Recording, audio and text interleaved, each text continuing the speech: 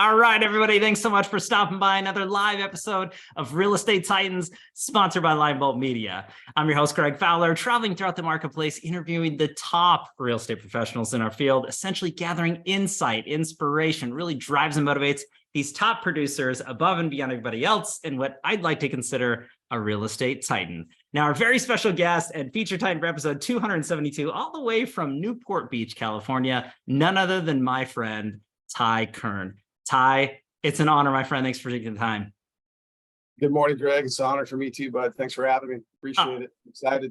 This is incredible, Ty. And again, I just have to let everybody know I've been very fortunate to have a few conversations with Ty, and just what a mind, what a brain, and a true leader in the space, in the mortgage industry, Ty. So I can't thank you enough. I know you're extremely busy. So I just wanted to preface to everybody out there that, Ty is going to be dropping some bombs. But before that happens, we got to get to know Ty, the man, what got him into the biz, the progression in life and the career today. So Ty, let's just start with the first question is kind of that origin story.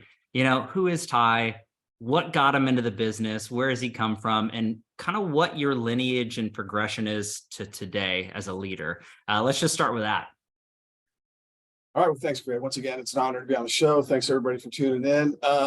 My story is kind of interesting. I came to this in a kind of a different way than I think some, and I started really early in the business.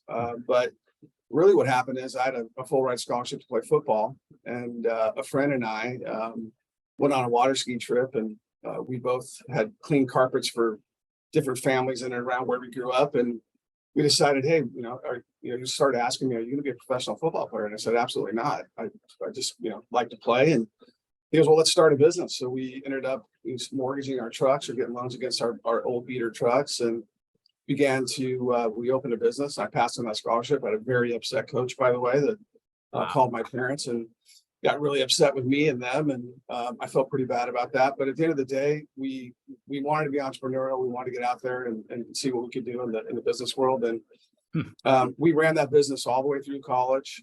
Really the reality was he really knew what he was doing and I didn't. I was the sales guy, and he was definitely the mechanic in the group. And we started doing light bathroom and kitchen remodels, and we actually had an opportunity to build an apartment building together while we were in college.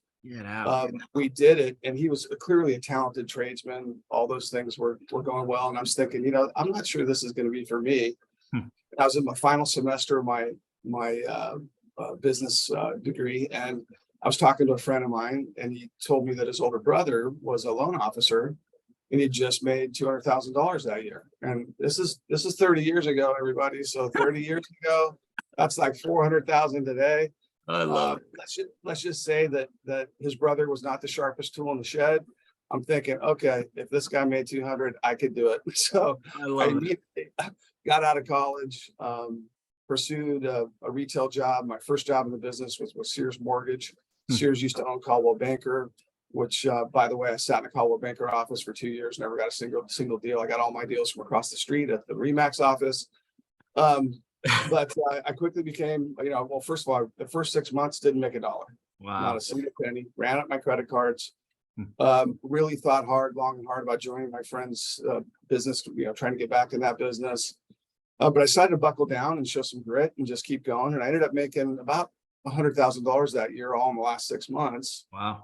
Yeah. Then I got recruited into a broker shop, which was just starting to happen. This is like 1993-ish. And then a friend had called me, and wholesale was just starting to take off. Brokers were just starting to grab market share. And it was considered a promotion to be a wholesale account exec versus an LO. So I started going down the wholesale account exec road, ended up working for a company called First Nationwide that was owned by Ford. Worked with a great group of salespeople, people that I knew from college. And one of us was always trading, really for second, third, and fourth. There was a guy that was always number one. He's a good friend of mine still to this day. In fact, I think he's the greatest wholesale rep that's ever lived. He's still doing his thing.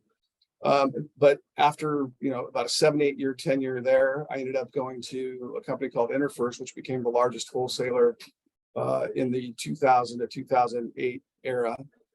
I was able to finally overtake him as number one because he came with me. And Ended up doing, over $2 billion, almost $3 billion for a couple of years in a row. And I remember the CEO coming to me saying, "Hey, look, man, you're going to teach people how to do this because we're not going to pay you this much money. We're not going to keep blowing everyone's commissions. So you're going to teach people how to scale and lead people, my friend." And I Wow. said, "Okay, I don't know what to do about that, but it sounds interesting, and I'm game for it." And so then that began my tenure in leadership. That was about last half of 2003. And I have to tell you, at first, I sort of wasn't sure what to do with it. And then I just realized if I serve people the same way I serve my clients, serve the people I work with and help them, teach them how to serve their clients, this can be really special for them and special for me. And I never looked back. I stopped chasing commissions for myself. I clearly got into this business for money. And I would say that it switched right about then to be in this business for the people and creating and maintaining relationships, serving others. Ty, when you mention that, though, I mean, it obviously speaks volumes about your character and integrity and the intentionality behind what you do and how you do it, especially to the level that you do it at. It's beautiful that you painted the picture, really bringing us back to early adoption for entrepreneurialism at a young age. And there was something inside you that said, "Hey, I just don't want to go down this road. I want to test this out."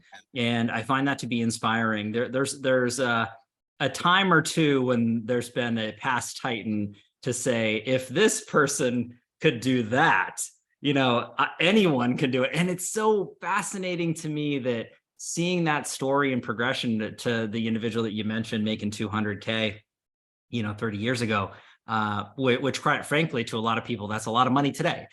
So when you base it off of that, Ty, it's magical in that nature, making those decisions, sticking it out for those initial 6 months and then, continuing just to accelerate, bringing it into a leadership perspective, Ty, because there are very few people that understand the processes of really bringing on talent, curating talent, and really building brands in and of themselves, and to help people produce to the highest of levels. Obviously you doing it to yourself, but then increasing in the people that are around you. So let's talk about that. So you went from, really hitting some of the highest levels on that side, stepping into leadership. What was going through your head at that time when they came to you and they said, "Hey, Ty, like we don't want to do this with you anymore. We need you to do this." Yeah. What was going through? Yeah, at first, personally, you're thinking, okay, this is going to really.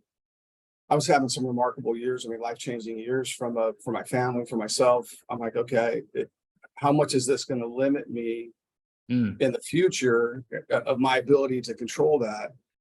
Great question.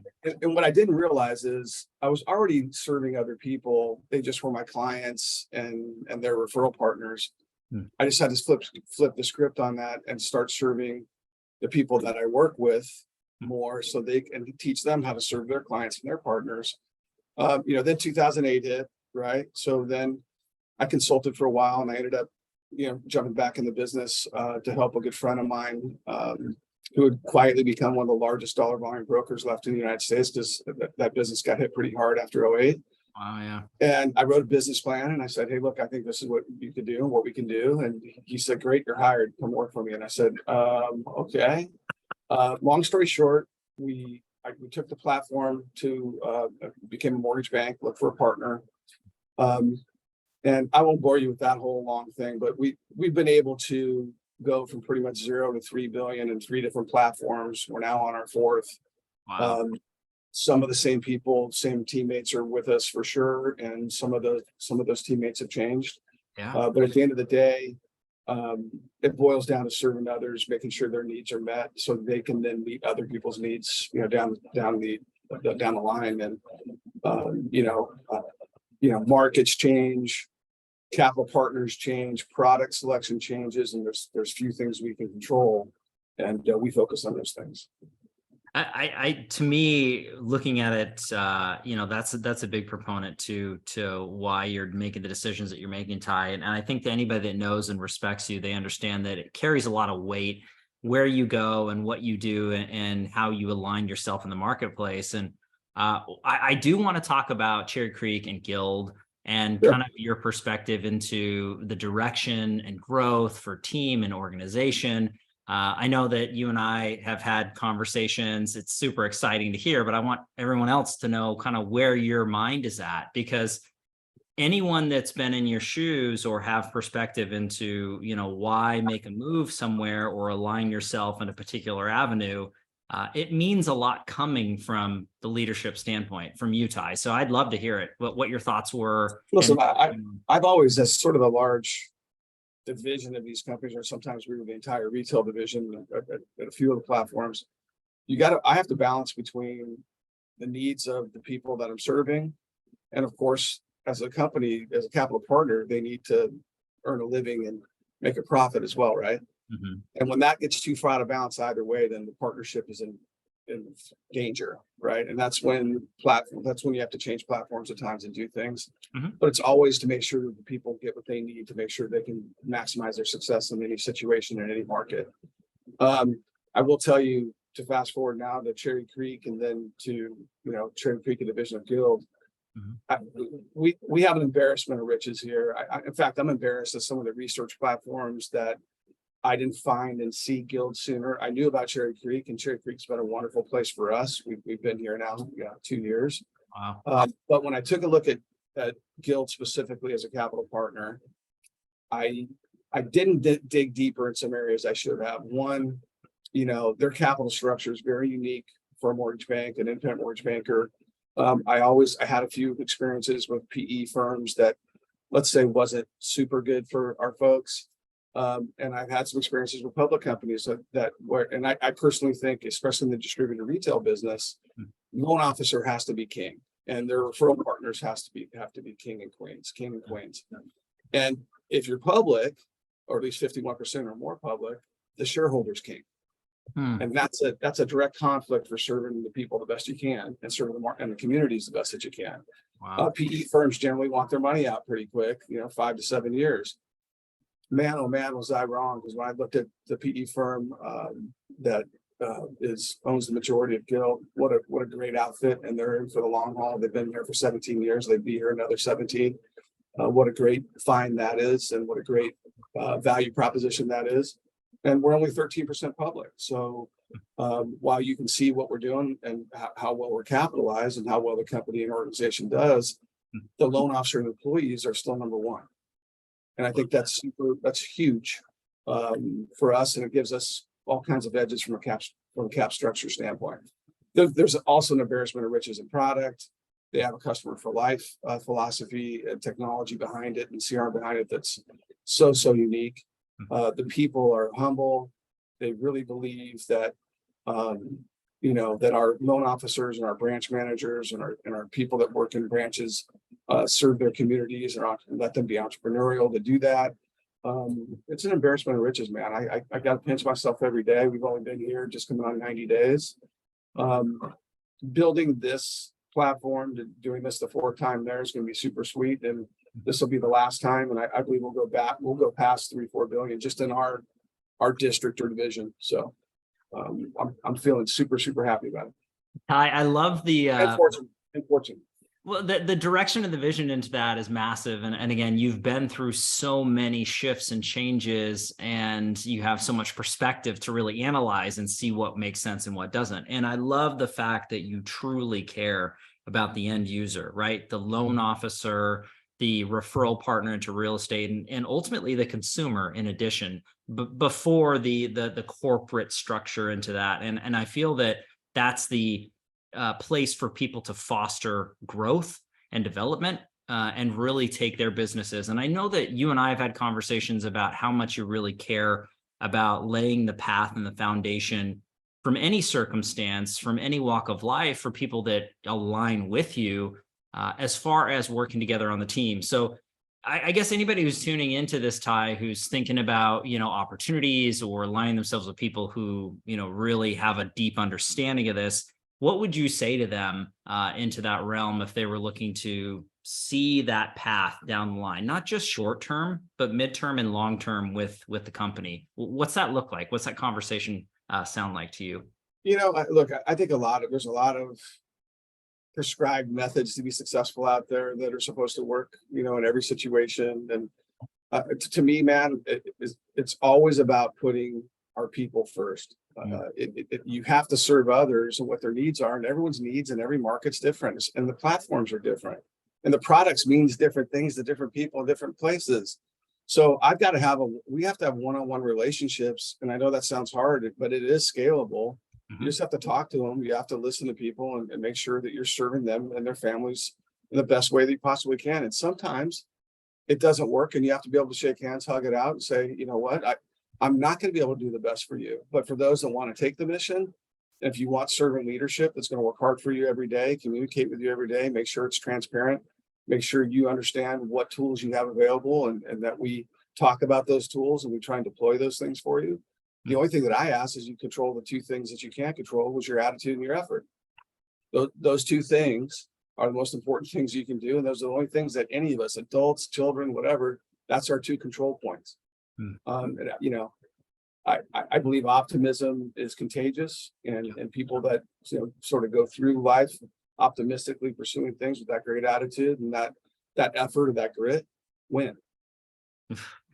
I agree with that. And as you're talking about the optimistic nature, it's wonderful. And the light attracts light sort of scenario, Ty. I mean, when you find a culmination of individuals coming together for that greater cause, everyone succeeds into that nature, the true team atmosphere.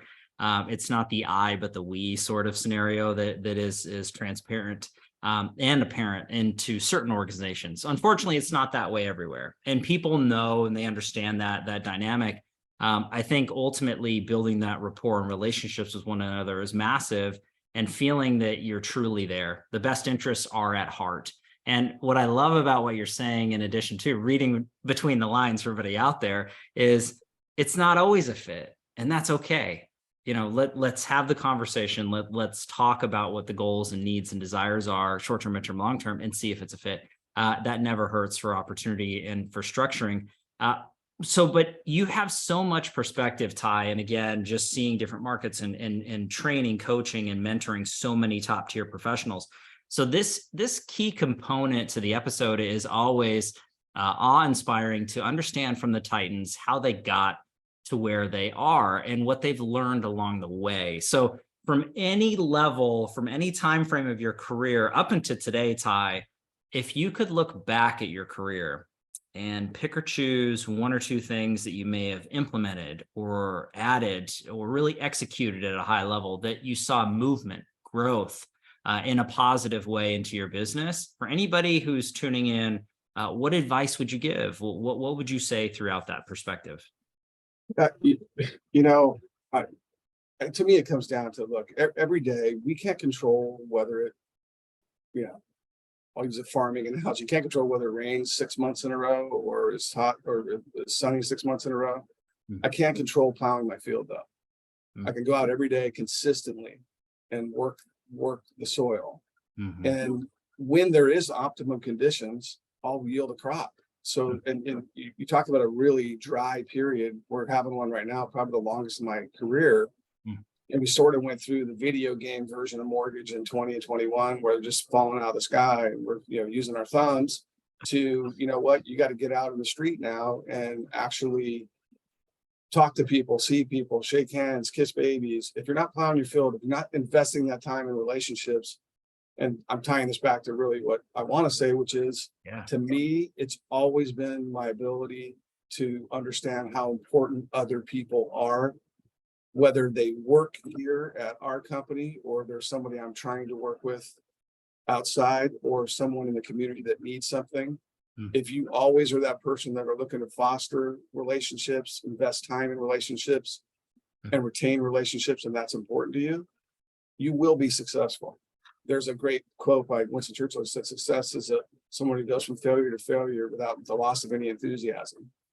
At the end of the day, I believe in that. And I believe if you believe in yourself and you do the right things every day and you approach your life in a way that's optimistic, you've got a great attitude, you're putting forth that effort, that grit. Your grit is where that passion, perseverance, or work ethic meet. The people that do that, and I've been able to do that in my career, I think everyone that I've ever known that's ever done that has been more successful than they ever thought they would or could be.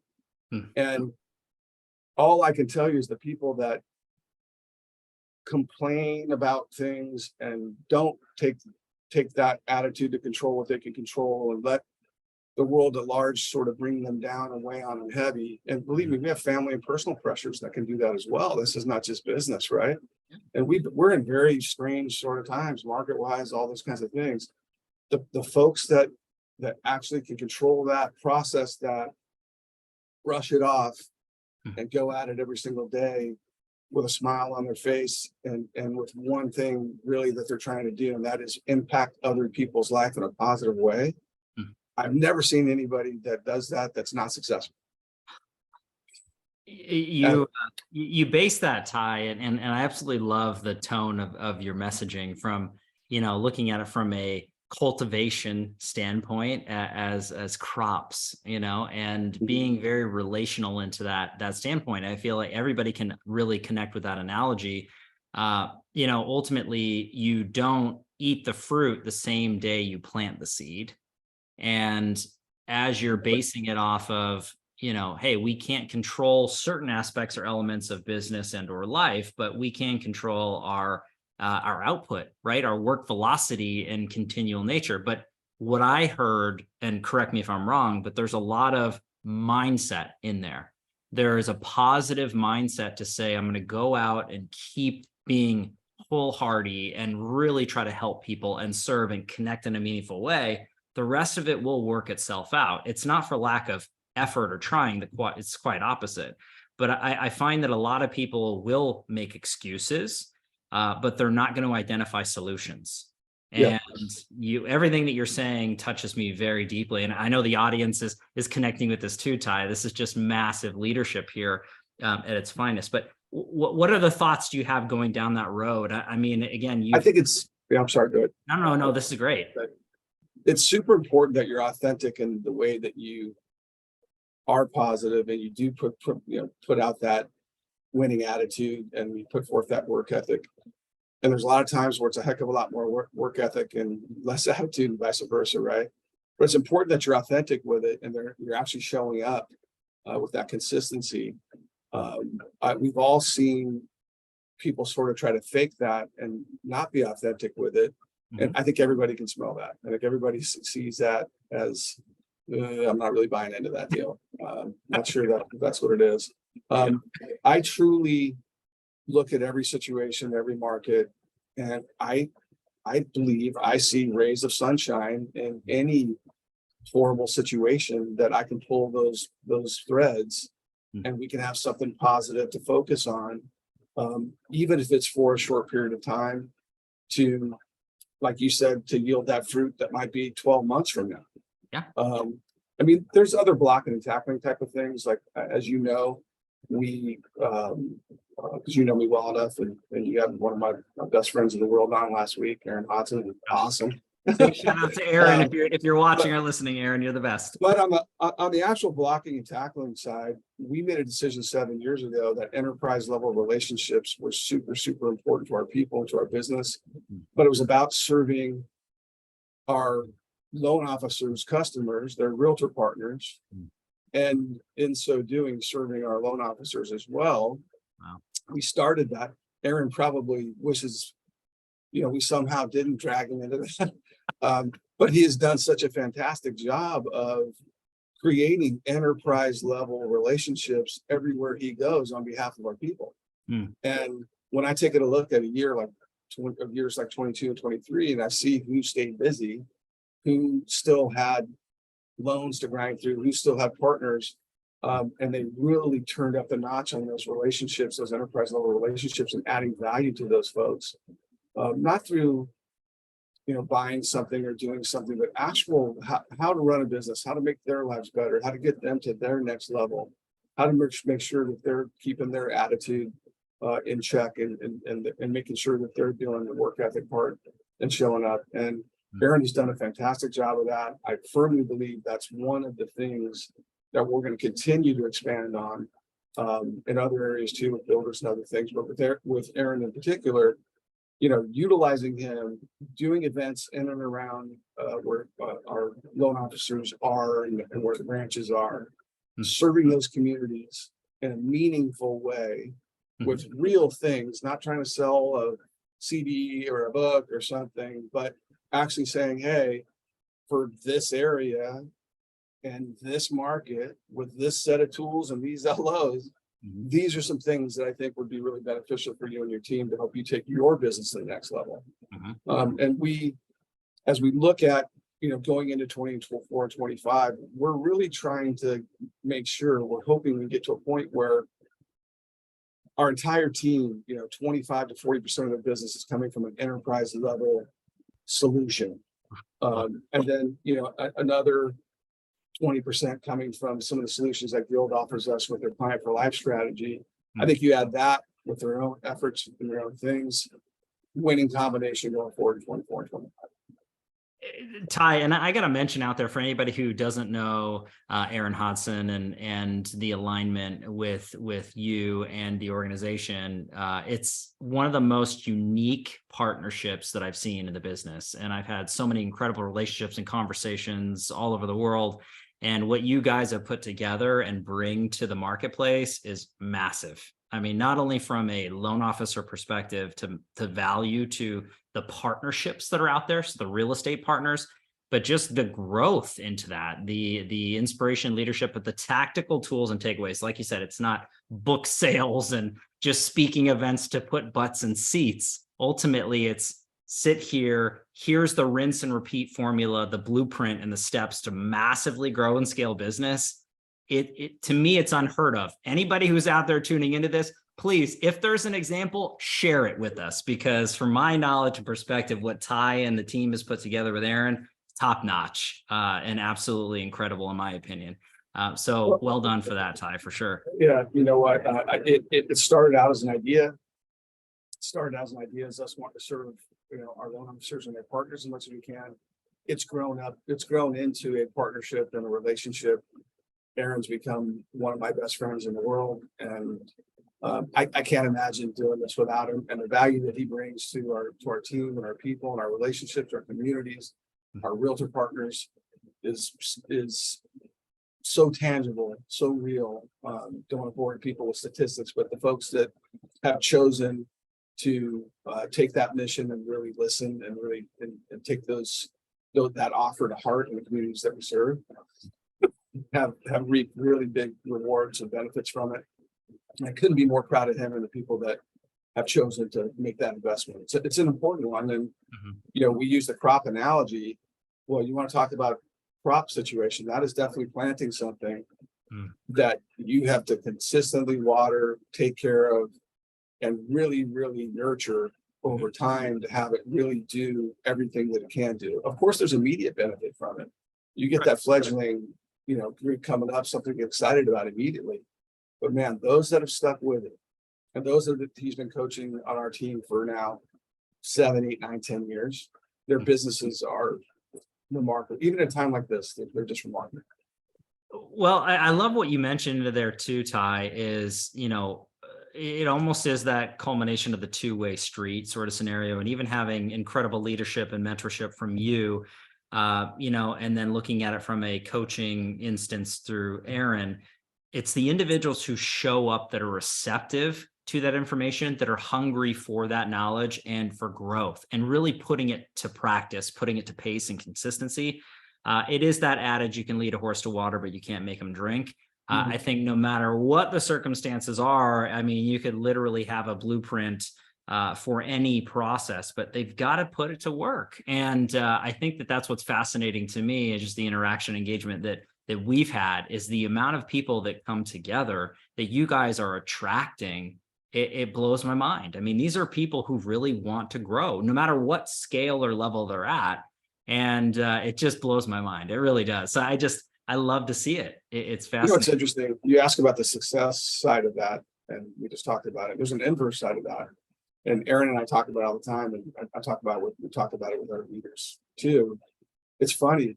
There's always those folks that are, sort of lower or mediocre players. They never have time for any of that. never have time to make a coaching session, never have time to get their realtors there. And that to me, I've always wondered that, but the busiest people, the biggest go-getters, the ones that show up with that mindset every day, that are doing, got all kinds of stuff going on at home, all kinds of stuff going on in their business.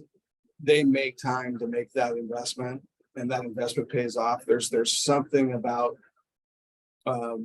that type of personality that just says, you know what, this is important, and I'm going to make sure I make that 60-minute time, that 30-minute time, that 15-minute time. You've got to make the time. You got to make the investment. If you don't make the investment, then there's no crowd. If you don't plow, there's no crowd.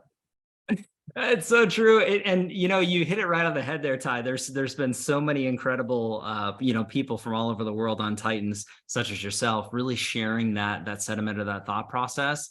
And really, truly, all the most amazing, incredible entrepreneurs and business professionals of all forms or facets, that they do surround themselves with like-minded individuals, but they're always learning, they're always growing, they never know it all. And they're learning from people who have been further down the road, or at least on the same notes where they can have contrast or soundboards into it.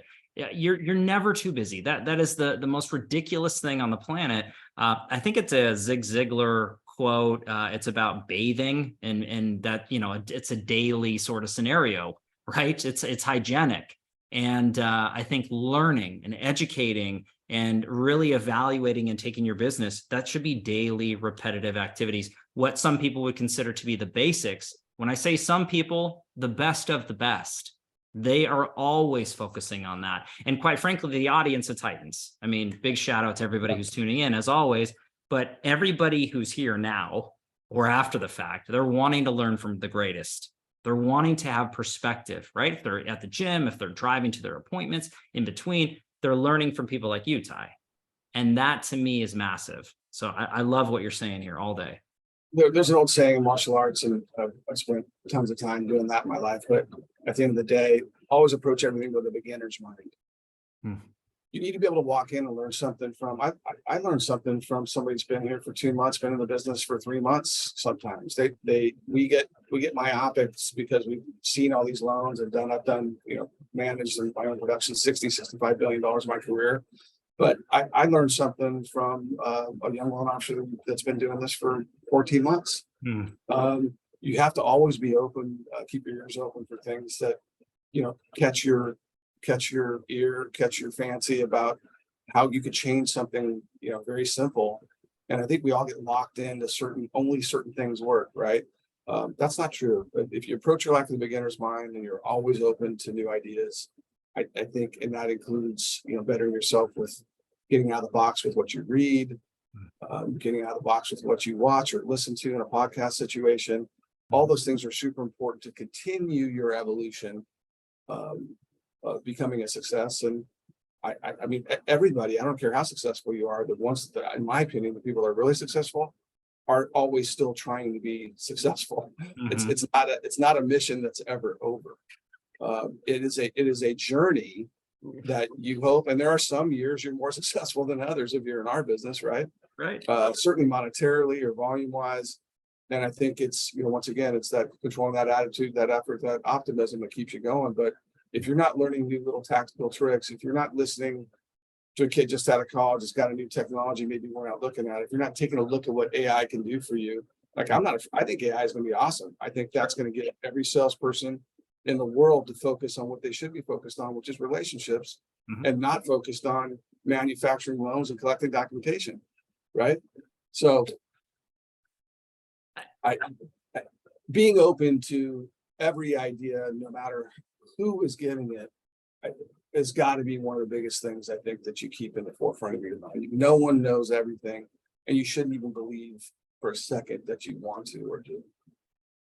I think it's brilliant, Ty. And again, just you're pulling so many years of perspective and conversation and dialogue to that, but you're a constant learner yourself. And I think that the best way to follow the leader is through action, right? I think that action speaks louder than words.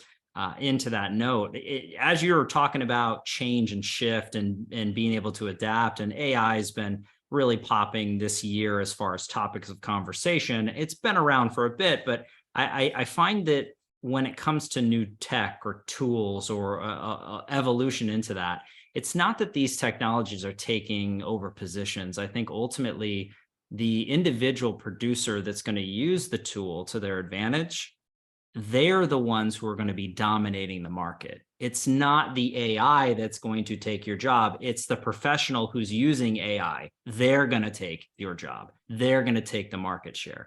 So it's the human and the technology coming together that's really that superpower. From a nerdy standpoint, Ty. So I got to always throw that in there. Those who embrace it and realize that the creation and maintenance of relationships will never be, AI. That's going to be you sitting down and sharing experiences with another person. Mm-hmm. An old mentor of mine told me a long time, if you want to be interesting, you got to be interested, right? So it's having conversations, it's asking questions, it's getting to know somebody, making sure that you can actually serve their needs in an appropriate way, in a way that will change their lives and change the way they look at things and get them where they need to go. And those are all human interactions. I think when I think about AI in our business, I think about all the things that pull human beings away from human beings, which is the collection of things and the reading of things and all the things you need to do to manufacture a loan. I mean, our business is daunting. It's most, we give everybody a financial colonoscopy to get a loan, basically. Right. So at the end of the day, if you can get that part of it to help, and I personally believe that our LOAs, our processors, and our underwriters would welcome that technology as well, so they can do the highest part of their jobs, which is to also have relationships in the chain of the production and not be stuck in certain little things and little I's not being dotted, T's not being crossed, that drive people nuts at the end of the transaction. Man, if you could, what a beautiful day it would be for everyone just to focus on serving other people's needs, knowing that stuff is taken care of. Sign me up for that, Ty. That's all I gotta say. That's the idea. That's where we're headed, man. That's where we're headed. Trust me. Well, and I know that you're already doing so much of this, Ty, and really caring and focusing on the details for everybody you're aligned with. And to that thought or that point, anybody out there who is tuning into this live with us now, Ty, or after the fact, this could be months from now. What's the best way for them to get a hold of you? If anything stuck out, leadership wise, opportunity wise, really just connecting with you in a very personal way, where would you direct them to go to find you, to really take that conversation to the next spot? And also, it's kind of a two-part, where can they work with you, right? Because geographically you're in California, but I want to talk about, where, the business scopes to, if that makes sense. So our district or division is nationwide. We have offices from east to west coast. We're in a bit of expansion right now in the southeast and Midwest, but we can work with anyone anywhere. We do. Aaron and I go all over and do his events everywhere we have anybody. Wow. So there's no geographical there's no geographical exceptions there. We can go anywhere. I think right now, LinkedIn is probably the best place to go ahead and drop me a line. And I have some help there with making sure we get back to everybody who has a direct question for me or wants to connect with me. I don't know if it's appropriate or not, but like I said, I'm a cell phone text guy. You're more than welcome to call me or text me and say you'd like to, spend some time or have a conversation with me. I'd be happy to talk to anybody. Ty, if you don't mind, rattling off your cell, if you're okay with that, I would love it. I'm good with it. Yeah, for sure. 714-914-5507. Best way to reach me is just text and say, hey, I heard you on the show, or I know you from somebody else. Love to spend some time with you. I had some questions for you about what you're doing and how you're doing it. I'd love to share that. It's funny, people ask me, why, would you really share with somebody from another company what we're doing, how we're doing it? I was like, of course I would. At the end of the day, when you help other people, you help other people. Sometimes that comes back and helps you directly. Sometimes it doesn't. But at the end of the day, it's never a bad idea. Ty, true pro through and through. And again, just leaving yourself out there for anybody to reach out, to engage, to learn more, to really share your knowledge base in guiding light. It's massive. And once again, just dropping so much pertinent information for anybody out there to really look at it from a perspective of how to grow, how to scale, how to align yourself, and really look at it from a life and a business standpoint and a holistic nature. Ty, you nailed it. I mean, this was fantastic, my friend. I can't thank you enough for taking the time today. Once again, thank you so much, Greg. I love spending time with you. You know that, and looking forward to spend some more with you. I'm super humbled by the request to have me on, and I absolutely enjoyed this and love to do it anytime. Oh, yeah. Hey, the pleasure and the honor is all mine, Ty. I truly can't thank you enough. And as I always want to say, you are officially a real estate titan. So I have to dub that in there. Wow, that is a badge of honor. That's yours forever. No one can take it away from you, my friend. That is honestly, you, Ty. I'm gonna get something put into my office here and have it around so people know that when they come in. Hey, if there's anything done or printed, I'll sign it. I'll sign anything. I'll make it official. Awesome. We'll have it notarized, whatever needs to be, Ty. But I will tell you, my friend, I can't thank you enough. And, it's just an honor and a pleasure to have, our relationship, our friendship, but also having this dialogue for everybody out there to learn just the same way that I have, and really to shape and change lives. And you do it in such an incredible way, Ty. So I can't thank you enough. Yeah, thank you once again, and forever, whoever tuned in and took the time to listen to this. Thank you for your time too. Everyone has things that they can do in a day, probably too many of them. And if you spent any time listening to us, then I greatly appreciate that. And Greg, you and I'm looking forward to spending a lot more time together over the next several months and years, my friend.